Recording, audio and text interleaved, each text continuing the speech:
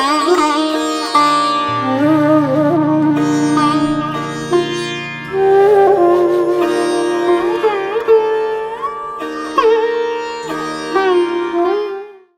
सप्तशती में चर्चा आती है राजा सुरथ की। सब लोग दुर्गा सप्तशती पढ़ते होंगे, उनको पता होगा, लेकिन उसका मर्म क्या है राजा सुरथ की कथा का? रथी और रथ का मतलब समझते हैं? रथ पर जो सवार होता है उसको रथी कहते हैं।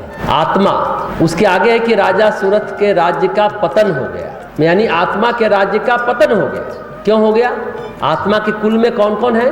5 ज्ञानेंद्रियां, 5 कर्मेंद्रियां, मन, ये सब आत्मा के राज्य के कर्मचारी हैं, आत्मा के कुल के लोग हैं। लेकिन क्या हो गया? मन करने लगा मनमानी। मन सेनापति है, उसको नियमता आत्मा के यानी राजा की बात को मानना चाहिए सेनापति को, लेकिन सेनापति राजा को डायरेक्शन देने लगा, इसलिए उनका पतन हो गया राजा का, यानी आत्मा का पतन हो गया।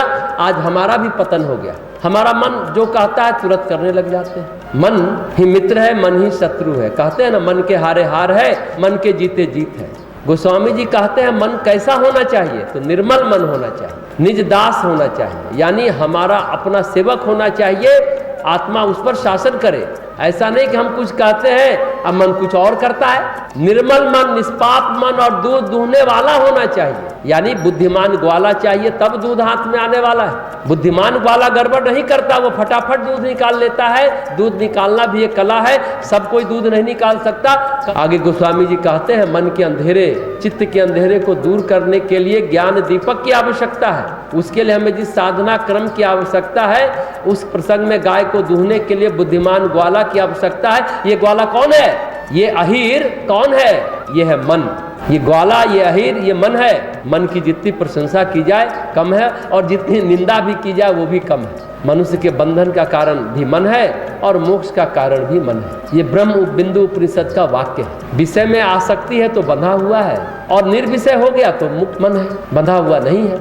इसका साधारण अर्थ यह है कि जब मन बंधन का कारण बनता है तो वह निंदनीय है, और जब मोक्ष का कारण बनता है तो प्रशंसनीय है, प्रशंसा का पात्र है। कुछ बिरले लोग ही हैं जिनके लिए मन मोक्ष का कारण बनता है। प्राय मन बंधन का कारण बनता है।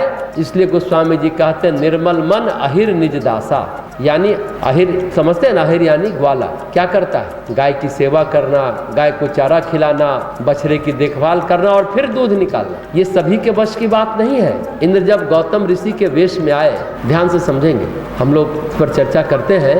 गौतम ऋषि के वेश में जब इंद्र आते हैं, उस ब्रह्म मुहूर्त की बेला थी। अहल्या जानती है कि गौतम ऋषि ब्रह्म मुहूर्त में नदी में स्नान करने जाते हैं, पूजन करते हैं। ब्रह्म मुहूर्त की बेला है, उस समय वो किसी और काम के लिए क्यों आएंगे? लौट के क्यों आएंगे? इतने वर्षों से अहल्या ने अपने पति गौतम ऋषि की सेवा की। वो जानती थी कि उनका कितना मर्यादित और संयमित जीवन है। ऐसी स्थिति में पूरी तौर पर अहल्या सावधान होती तो इंद्र के कपट को पहचान लेती और छल से उससे संबंध नहीं बना पाते इंद्र। अहल्या पहचान नहीं पाई कि हमारे पति का स्वभाव कैसा है, सुबह सुबह वो क्यों अच्छे लौट के आएंगे। अहल्या नहीं पहचान पाई। पति पत्नी में भी तो मर्यादा होती है ना।